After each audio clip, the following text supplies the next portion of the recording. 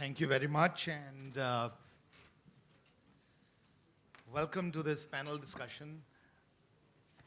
So if it's okay with all the panel members, I'd love to make it conversational. I'll start by a small remark, and I think this must be true for all of you. When I was in my 10th standard, my father called me, and he was an ambitious man and said, Atul, I'm worried about your happiness. I said, okay, you should be. The only way to achieve happiness is to get into IIT. If you get into IIT, you'll be happy all your life. Why don't you work hard in your 11th and 12th? And if you get into IIT, everything else is sorted out in life. So I was a stupid young teenager. I fell for him. And I worked hard in my 11th and 12th, and I made it to IIT, luckily. I think many years later, and you either gray with your hair or with less hair, either way, you get wiser. I've realized that he might not have been right in the way he thought. I think what I'd like to decipher today is, does success lead to happiness? Or happiness leads to success? I think that's one topic I'd like to talk about. But the second thought I'd like to leave before I open it to the panel is a research done by Harvard University. So many of you might be aware of this, but they tracked 3 generations of successful people.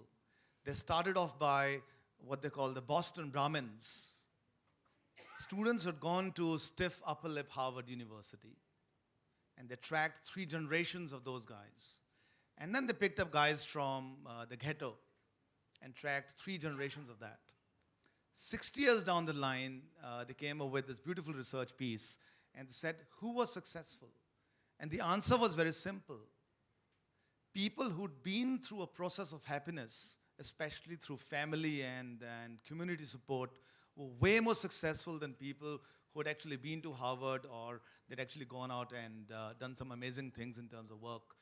So I believe happiness is very, very important. Over the years, I've also moved into spirituality, and I follow Yogananda Paramhansa.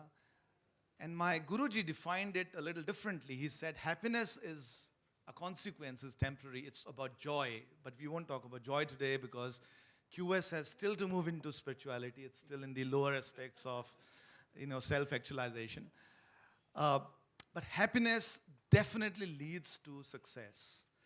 At least that's my very big belief.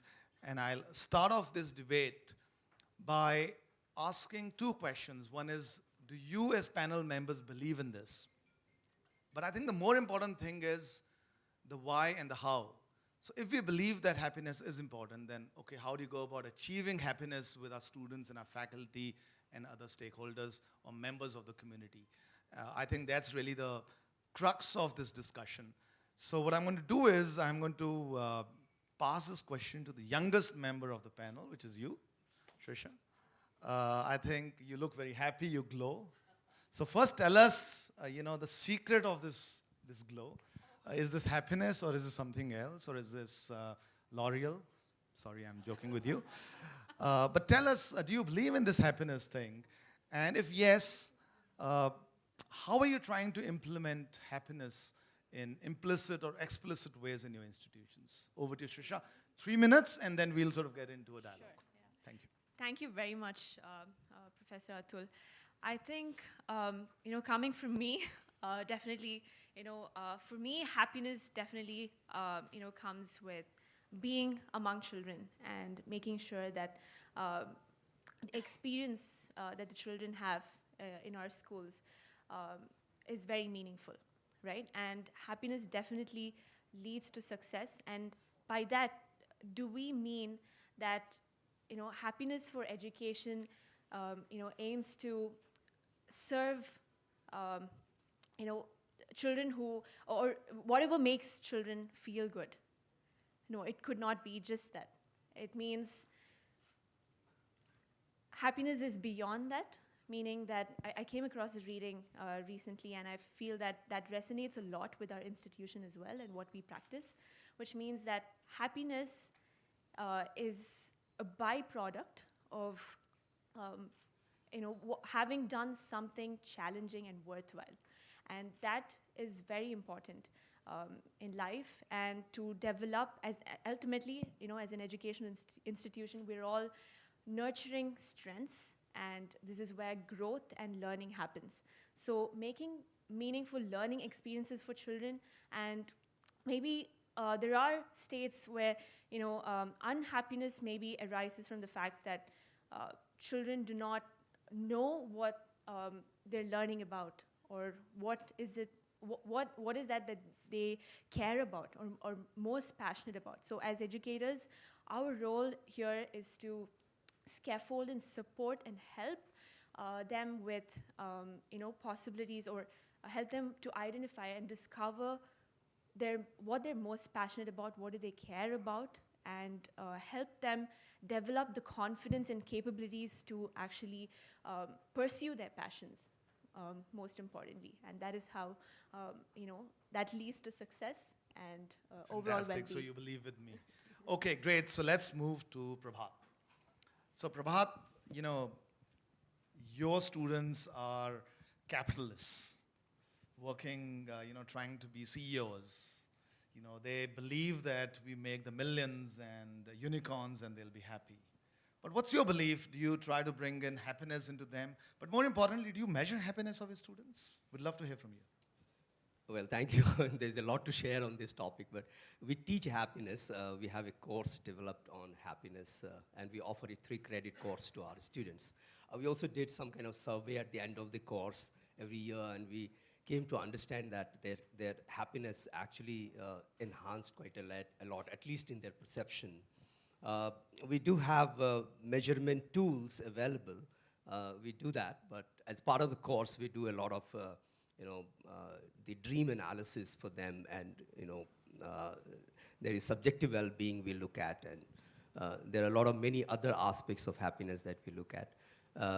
But to answer your question, I would like to quote Jane Austen. I'm tempted to quote a lot many, but Jane Austen, Pride and Prejudice, Mr. Darcy is actually addressing Elizabeth. Elizabeth is very sensible, looking for something else in life, not monetary things, but Darcy has a lot of money. Darcy wanted Elizabeth, right? So finally Darcy said, oh, Elizabeth, look, I understand that money cannot buy you happiness in life, but I can assure you that money can buy you everything that will bring you happiness. And look at that. And therefore, the problem is this. Problem is as follows, which Sterling has found with US data. So Sterling has found that the GDP of US economy has actually gone 3 times or 4 times in the last 30 years, 40 years down the line, in different waves of surveys that he has conducted, econometric analysis and all. And he found that the average happiness of Americans have remained stagnant over a period of time. So that's the problem. And if your constitution preamble says that we are in the pursuit of happiness, so people are asking what happened to the happiness? And therefore chase for happiness, like the Gartner said, rise and fall of GDP. And Kennedy, in his presidential address, he talked about how GDP is an insufficient measure of happiness. So he said that GDP measures almost everything other than what makes our life worthwhile. For example, it doesn't talk about the strength of friendship. There is no place of the strength of friendship in GDP. It doesn't talk about the strength of family. It doesn't talk about the strength of poetry that we create, right? So, what makes life worthwhile is not included in GDP. It talks about everything other than that. And therefore, if you say that money is not important, I mean, that's euphoric to say sometimes, how. But the question is that there is something called hedonic treadmill effect that all of us actually go through, which actually Martin Seligman has very rightly pointed out. He said, we chase good life. Of course, the first thing that comes to our mind is good life. So we talk to the business school students, they talk about good life. And I have done this exercise with many people. I ask them to list what is good life, what a good life is for them. The B school students will list good lives, something like as follows, that he would like to get a good job, this much of package, good car, good house, and all kind of worldly things, possessions, that the tragedy of life is that the good life is not a meaningful life. Actually, the happiness depends on how you create meaningful life. So you have to use good life as a vehicle to create meaningful life. The meaningful life would not come of its own. It has to ride on the good life. And therefore, to say that the money is not important is not correct, but also to say that the money is all that important is also not correct, right? That's how it We'll works. come to poetry and money a little later, Prabhat. This is a long discussion. But I'd love to move this discussion to you, Pooja.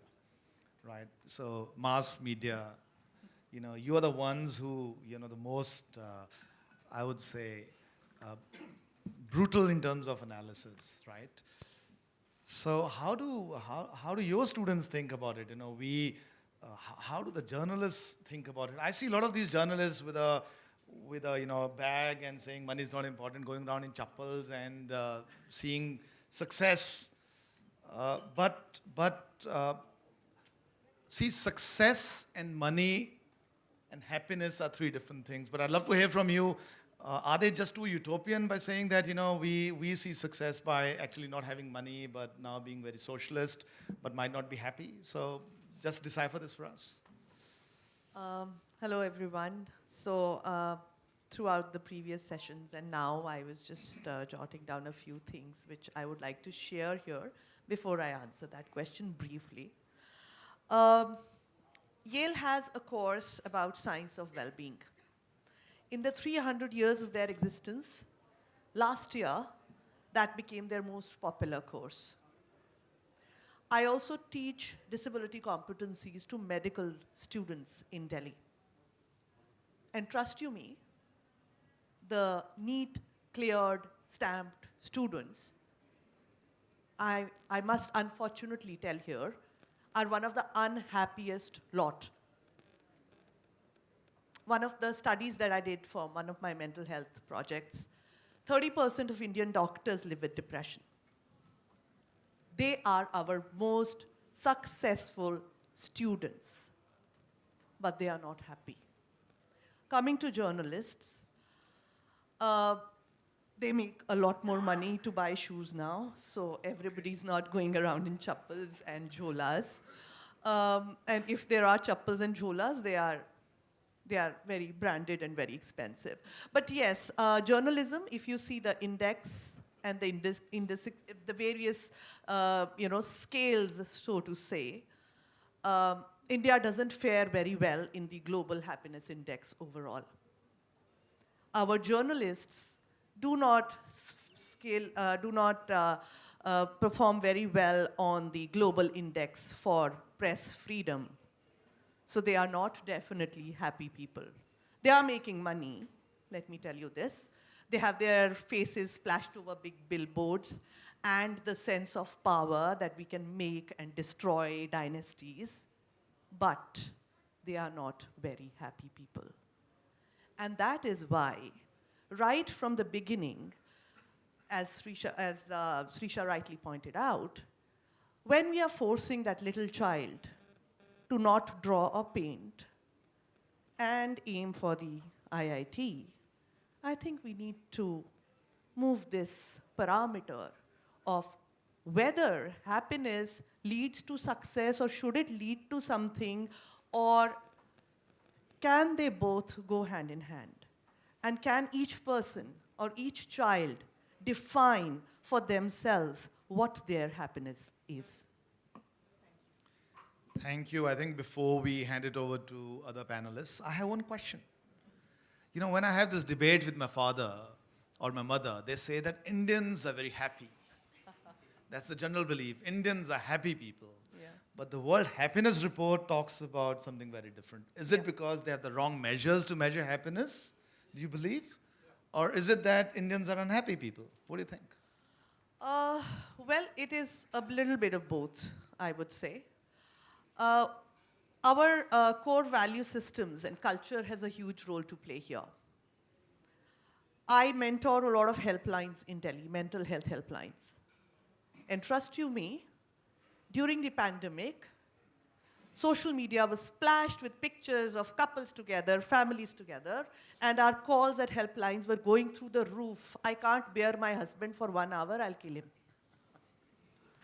I am sick and tired of my mother.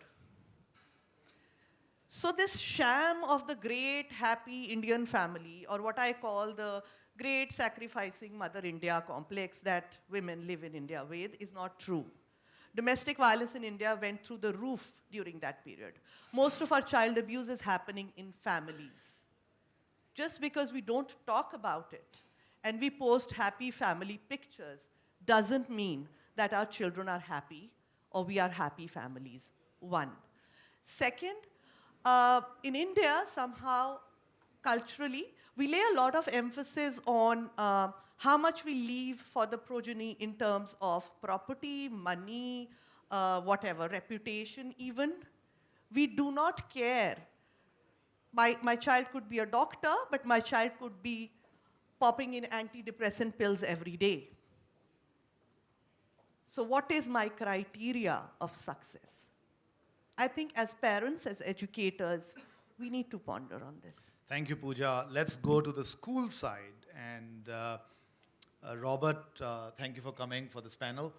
You know, honestly, I know a little about you and what you're trying to do. So 1 minute on why you're in India and what you're trying to do. I'm assuming you're in India, you live in India. But if you don't, excuse my assumption.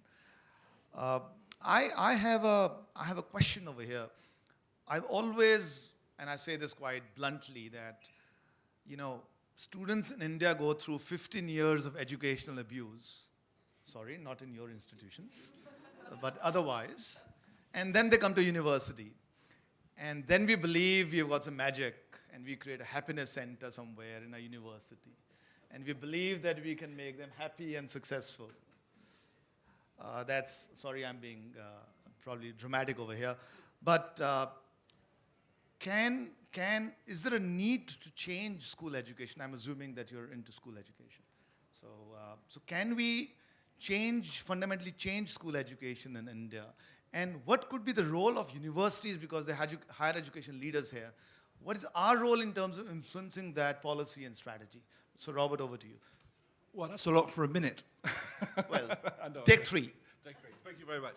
Okay, so it's great to be here. Thank you to everybody for inviting me. My name's Robert Champion. I'm the secondary principal at Trio World Academy in Bangalore. So yes, I do live in India. I've been here very luckily for the last year or so. My experience is as an international educator in secondary schools. I've been a teacher for over 20 years, and I've been in international education for 15 of those 20 years, from my earliest days in the UK to Peru, to Jordan, Malaysia, Sri Lanka. Now there's an unhappy country for you. And most recently, Malaysia. And so all around this journey that I've taken, finding out, learning, because we're all learners, whether we're students or whether we're principals like myself, is what makes a school tick, what makes a school improve, and at the essence of that, in my journey, is that one word, happiness. Now we can debate what happiness means, and by my definition of it is the contentment that facilitates resilience. It is not a fake happiness. If any of you have been unlucky enough to go to the United States, you will know all about fake happiness. Hello, have a nice day, how are you? As an Englishman who doesn't like outward displays of emotion, it's one of the worst countries in the world for me. But true happiness, which enables a resilience in students, is central, I think, to the culture of a dynamic and successful international school, because it's the foundation. You know, when we first go into education, we learn about Maslow's hierarchy of needs, okay? Happiness is the most important unenunciated part of Maslow's hierarchy of needs. If a student is miserable, to try and use a Jane Eyre sort of reference, it's a bit like having Mrs. Rochester up in the closet upstairs coming down and trying to set fire to your future. Students need to be able to feel comfortable within themselves. Because if they're not comfortable within themselves, they're not going to be able to take risks. And if they're not going to take risks, they are not going to learn. They might learn by rote, by copying things down, but the independent learning that universities are looking for, they won't be able to do. So for me, and I realize I'm running out of time, so I need to summate, happiness is vital in providing students with the platform, the foundation that enables them to go forth and do what they want to do. Because at the end of the day, all of us, whether we're in secondary education or higher education, we're trying to facilitate our students to reach their dreams. Wow, thank you, Robert. Quota, and I'm going to come to you. So this is my favorite topic nowadays. I talk about quota, and I talk about innovation. I think quota is killing innovation in India. So the most productive years of a child, 11th and 12th, or 10th probably, nowadays 8th standard on. Probably I've heard someone doing 6th standard JE coaching. Anyway, so we're killing innovation in students because of parental pressure. Everyone wants their child to go to IIT or other institutions. So I have two questions for you over here, Abhishek. First is, when it comes to happiness of students, is it about giving happiness to students in schools or probably educating the parents? Which is more important?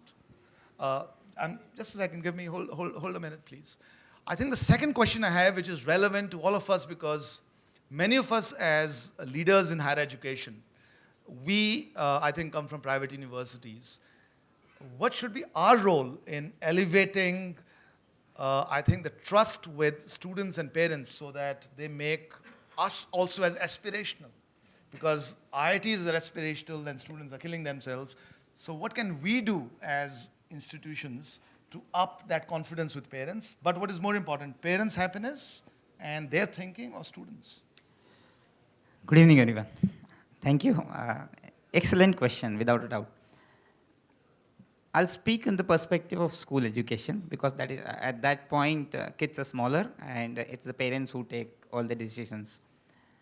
One of the biggest industry in this country is tuition industry. Byju's now. Yes. And so what happens is, let's try to understand, why do parents push children to go for IIT or let's say medical in education? They don't care about IIT. Reality is that they care a place where more or less guarantees good future for their children. Let's understand, money and happiness are not against each other. If you have money, you may not be happy. But if you don't have money, certainly you will not be happy. This is the reality. We should understand that. So in that case, parents' learning is more important, because they don't understand the reason why they are pushing their kid. A lot of hearsay is there based on which they take their decisions. This uncle is saying, this person is saying, my office guy is doing it. It's important we educate the parents very clearly that as a country now, if you look, there are multiple opportunities that have come up. You would see a lot of kids going for cricket coaching. That's because IPL has come. They see a future. Even if the boy is able to qualify for a Ranji Trophy, I think he has a fantastic future. Likewise, there are multitude of opportunities available where a child can have a decent future, which is very important. And as educators and as private universities, as you were saying, if we are able to put across this point, that see now, even stand-up comedy has excellent opportunity if you are able to do well. Likewise, there are multitude of scopes available where new courses have come up, new career opportunities have come up. If we are able to focus on that, we are able to convince the parents that yes, do not worry, if the child is going into this, he will be happier. He will be successful. Then they will be able to understand. Because happiness varies from person to person. But end of the day, parents will see, if my child is able to live a decent life, they will consider him or her to be happy. Not realizing that So we spend more than 50 to 60% of our active life in the profession that we are working. So which is a huge, huge amount of time. And if you're stuck in a profession which you don't like, and then God help you. It is as simple as that. So you hit the nail on the head, Abhishek. Create role models of success. I think that's what a beautiful way to, I think, articulate the thoughts. Well-being. I think that's the topic, happiness and well-being. And let me try to connect the dots. You know, as I dream about education, and I'm a dreamer, and I think about Shulini, I have a very different dream about what a university would be. To me, education is about inspiration. I believe a small spark can change lives. So to me, a great institution should have waterfalls, should have trees, should have parks, should have, you know, great architectural buildings, culture flowing in, and that's what creates, and well-being sort of flowing in, that's what creates sort of happiness and joy, and then creates success in the process. I think the challenge also starts about well-being of young human beings or young children. And I'll come to you, Trisha. Sometimes I've seen sloppy students, especially with COVID coming in. Students are all the time on their mobile. They're not playing around, etc. So what are you doing around you know, creating well-being of your students, both mental and physical? And how important is that in both school and university education, according to you? Well, thank you very much for that question. You know, I can relate to what you were, you know, telling about an ideal university as well. I had an education experience like that, actually. I did my undergraduate in the University of British Columbia, and it had one of the best, you know, architectures and best educational experience one could, you know, ask for. And when we look back into you know, school education and how we can create well-being as an important you know, aspect with young children especially, you know, a lot of learning actually you know, happens in a natural way, in a seamless way, and that should be encouraged along with, you know, academic you know, subject knowledge that we're looking for, let it be chemistry, mathematics, you know, language. I think a lot of times well-being becomes a secondary aspect, and so there should be a lot of time you know, put together to inculcate a well-being aspect added into the curriculum, basically.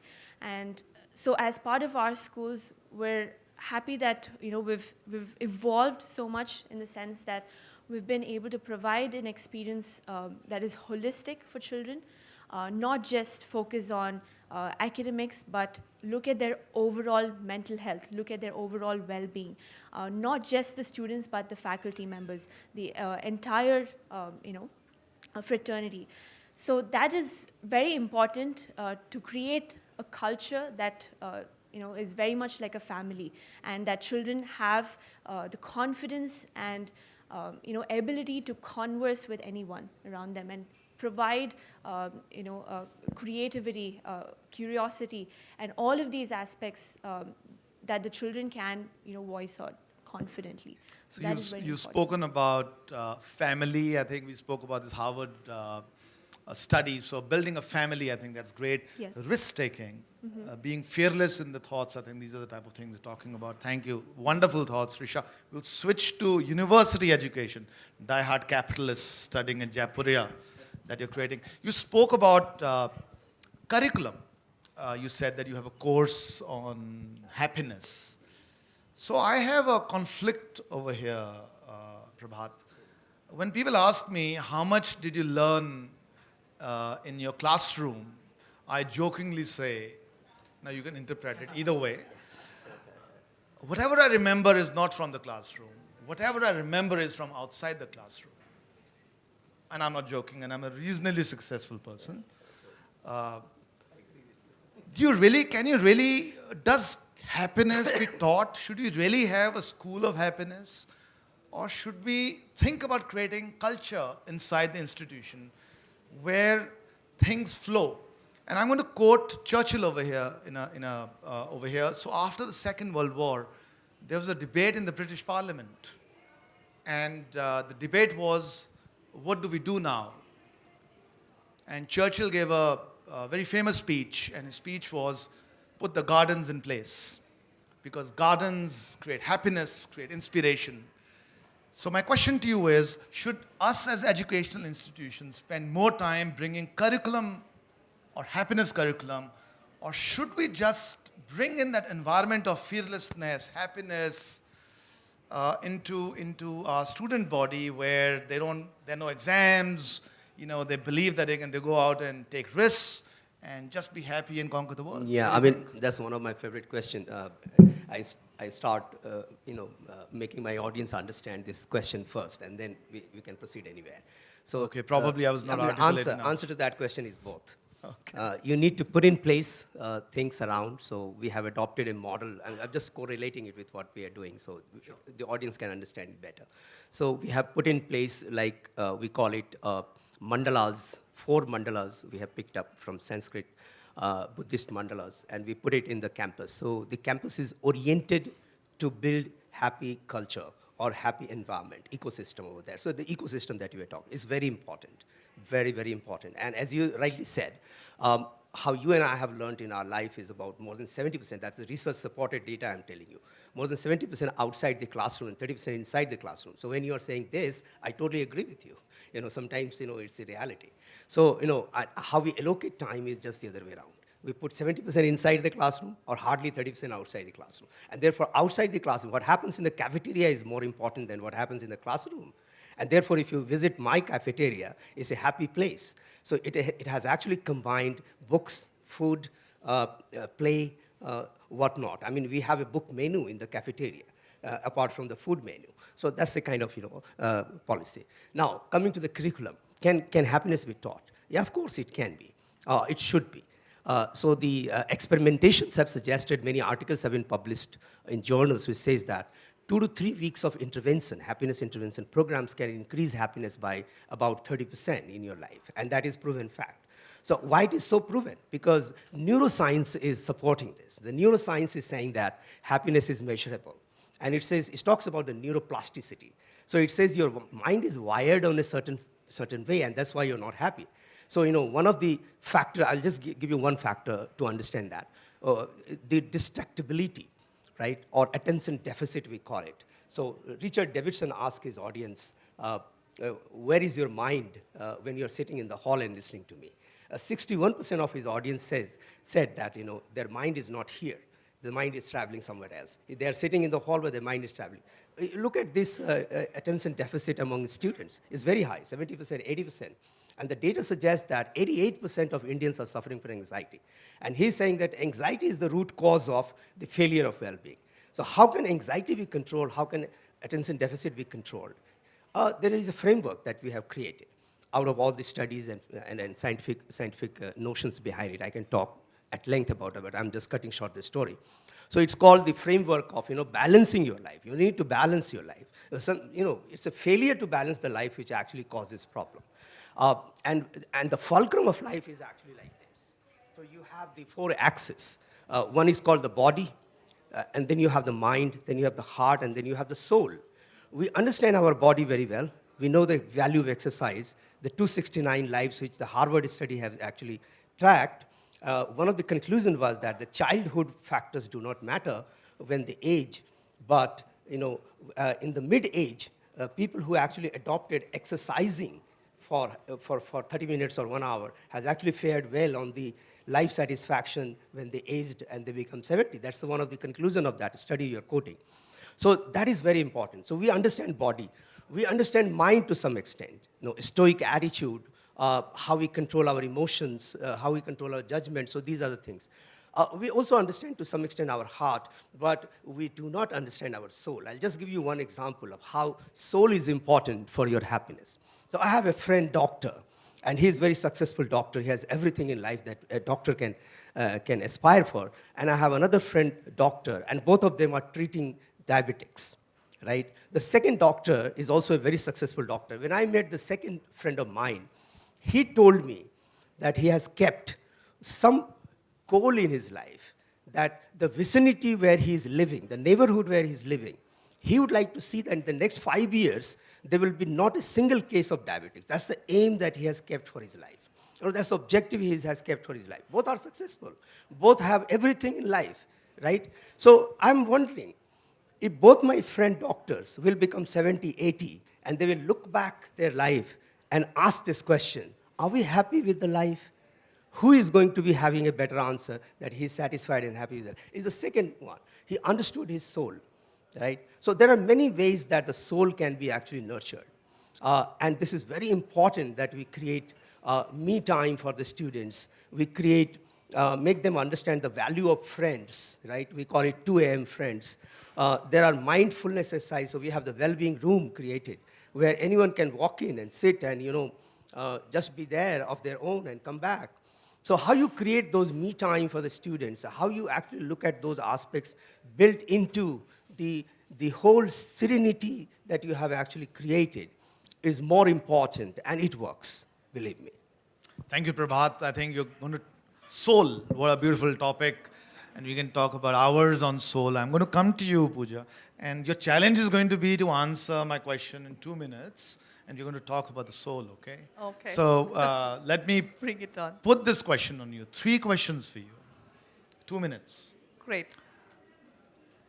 You spoke about purpose. Yeah. And we all know that purpose is very, very important to be happy. First question, can we bring our students, can we give a purpose to them when they are in university? Especially, I think, school children, it's too young. Yeah. But can we bring purpose? That's one. Prabhat spoke about a lot about science, science of happiness. Science more important or yoga spirituality more important? Okay. Should we move the Western way of mindfulness or should we just adopt what our gurus have said over the years? And lastly, my question is, sometimes when you think about happiness, we forget about faculty. We talk a lot about students. How do we bring happiness into our faculty and how do we bring, some of these issues about purpose and mindfulness into faculty? So 3 questions, 3 minutes. Great. I'll answer all the 3 questions together in one answer. Let's see if I can do it. So we talked about purpose. We talked about which is the better way to do it, the Western way. I am myself a mindfulness trainer, so I could be biased. And also the third part that we forget faculty. I think for everybody, whatever you're doing in life, whether you're teaching, whether you're a parent, whether you are any other stakeholder, you own an institution, or you are a child, there are 3 things, I think, which will answer all 3 of these.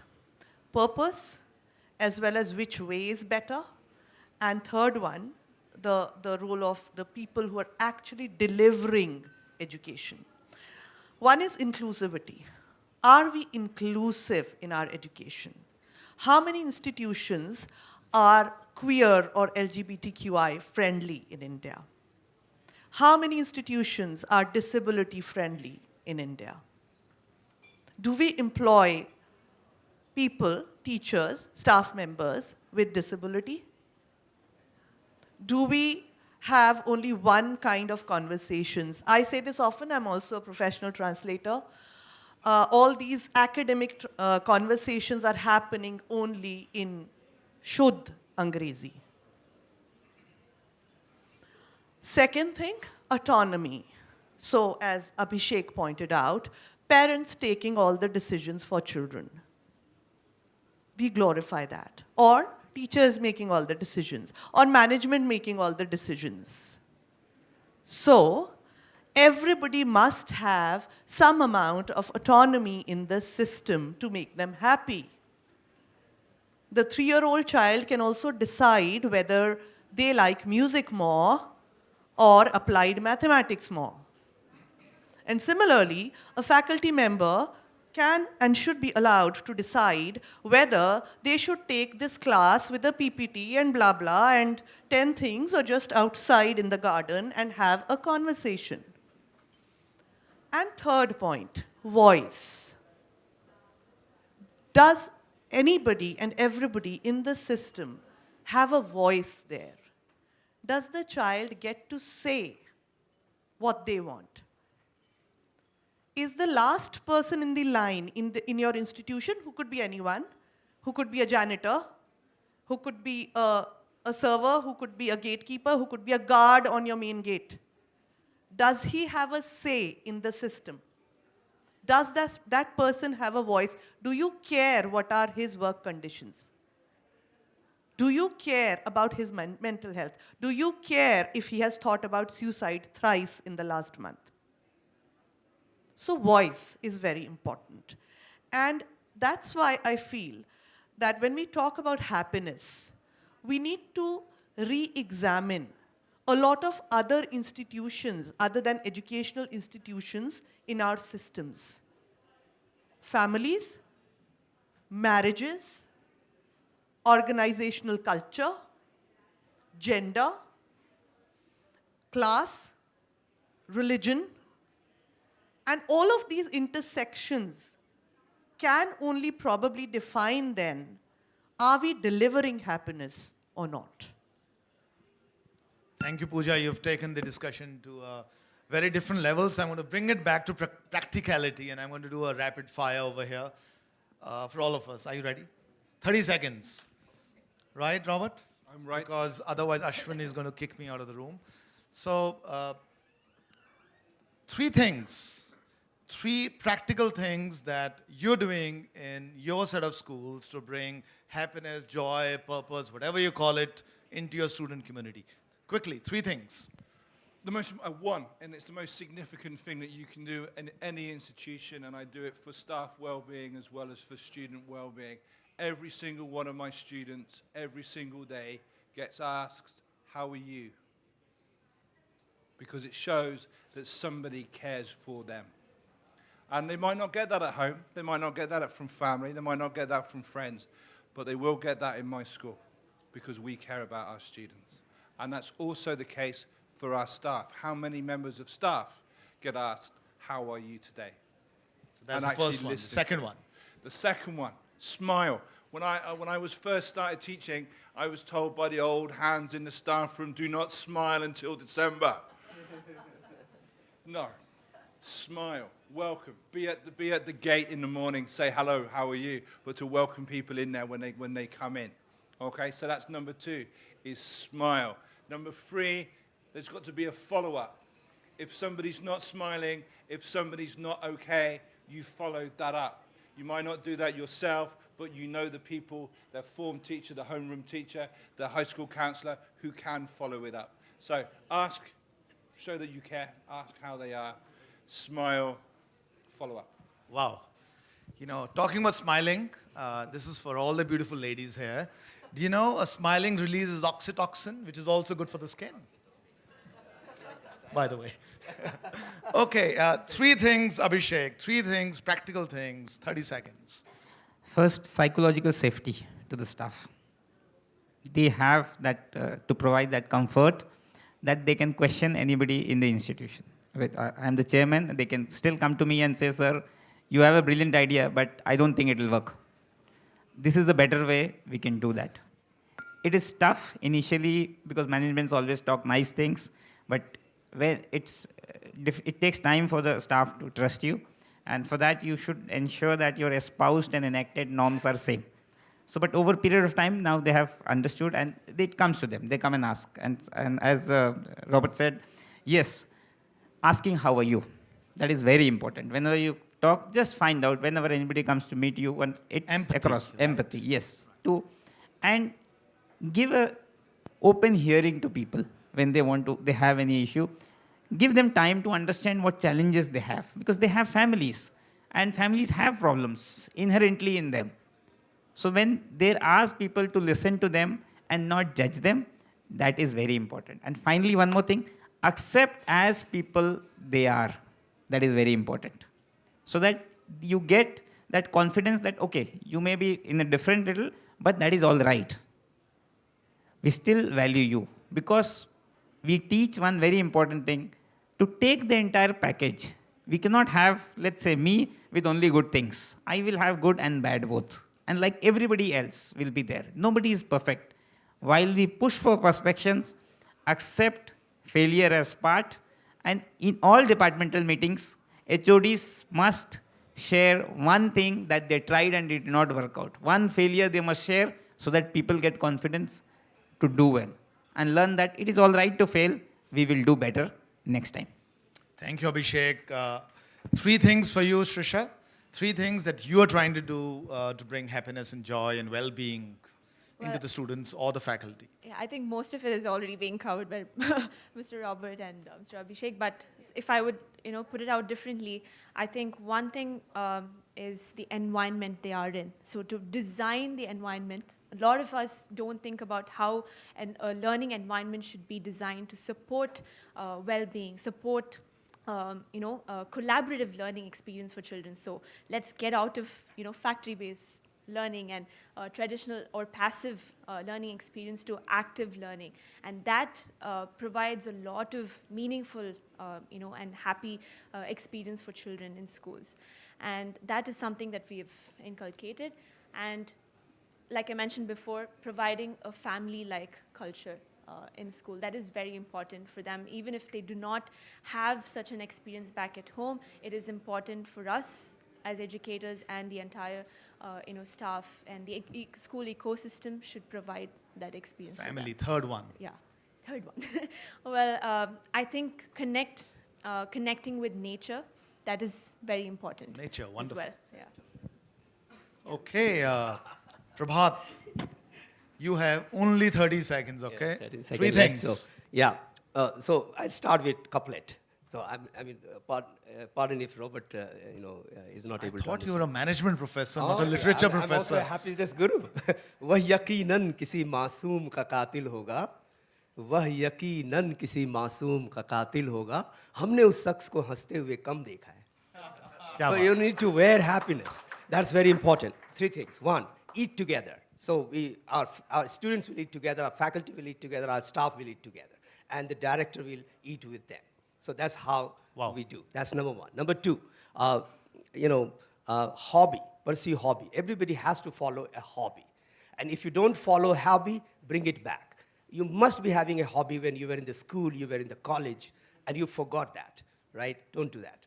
Bring that back in your life, here, now, and immediately. That's a very important thing. So it's mandatory for everybody to follow a hobby, and we give them platform, a lot of platforms in the evening. We call it Life After 6 program. So Life After 6 program is about when the classes are over, then you have the hobby classes all around. So people actually get engaged till 7, 8 in the evening. That's another. Third, ask for more work. I mean, that's very interesting. So if somebody giving you more work, should you be happy or should you be sad? I'll say you should be very happy because it's your engagement that makes you happy. It's your non-engagement that actually pushes towards unhappiness. So engagement is very, very important and critical factor. And therefore, to students, if they understand that how engagement actually brings about happiness in their life, they will be doing fairly well in their life all through, right? And finally, if you allow me, the life is not as we think it about, right? It has ups and downs, and therefore 2 lines to end with, right? मुझे प्यार करना नहीं आता और तुम्हें प्यार के सिवा कुछ नहीं आता. मुझे प्यार करना नहीं आता और तुझे प्यार के सिवा कुछ नहीं आता और जिंदगी जीने के 2 ही तरीके हैं मेरे दोस्त, एक तुम्हें नहीं आता, एक मुझे नहीं आता. But that's how life, this is what life is. I think I'm a good moderator. I got poetry out of him, right?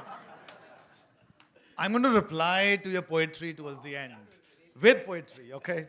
That's my promise to you. So, Pooja, 3 things that are important to you, practical things, 30 seconds. Yeah. So at IIM Delhi, we are an inclusive campus, whether it is about gender identities or disability, and this is for faculty, students, everybody. Autonomy and voice, so even the last person in the queue can say what they want and have a voice. And third and very important thing, it is okay not to be okay. So there can be tough days, there can be tough phases, and it's all right. It's all right to not do well in an entrance exam. It's all right to not get that internship. It's all right to not get this job and try for the next. So it's okay to not be okay. And because you have inspired couplets, so I will just say one. कि घर से मस्जिद है बहुत दूर, चलो यूं करिए किसी रोते हुए बच्चे को हंसा जाया जाए. Kya baat, kya baat. So we've had a wonderful, wonderful discussion. I've got 2 minutes to sum it up. And I asked this question very, very intentionally, that what makes students happy, faculty happy? I think when Sachin was giving me some questions to ask, he was talking about curriculum and infrastructure and big scientific things. But when we started summarizing this, it came down to very simple things. How do you do? How do you eat together? And a bit of poetry that made us all smile and laugh. And I think that's the beauty of happiness. My belief is it's simple things that create happiness, but very, very difficult to implement. And it's all about culture. It's all about how do you create that ecosystem. And it cannot be created by money. So I'm going to answer the question which I asked. And sir, you said that money is important. तो मैं थोड़ा सा contest करूँगा. My belief is, and that's the way I live my life, the two things apart from all that you said, and I agree with it, which are very, very important to everyone for success, for happiness. The first is love. Do we love each other? Do we love the environment? Do we love the people around us? Do we love the work we do? And that can move mountains. Love can move mountains, and you don't need money for love, sir. You need purpose for love. That's the first one. I think the second is belief. Belief about your purpose can change things. इतनी शिद्दत से तुम्हें पाने की कोशिश की है कि हर जर्रे ने हमें मिलाने की साजिश की है. किसी भी चीज़ को दिल जान से चाहो तो पूरी कायनात उसको आपसे मिलाने में लग जाती है, और ये सच है. चाहे वो हैप्पीनेस है, चाहे वो आपका पर्पस है, whatever it is. So my two thoughts before I part are going to be, let's bring all that we said to our students, and let's bring love into their lives and belief into their lives. I think once that happens, we will all become world leaders. And I think all of us sitting in this room are going to become top 200 universities in QS very soon. Thank you very much and wish you all good luck. A great panel, and I really, really thank all of you. Thank you to Atul. I think amazing session. He is a fantastic moderator, and getting into IT, yes, is a happiness for some. I can only tell you, sir, I've never been happier in my life. Teaching is my purpose. Thank you.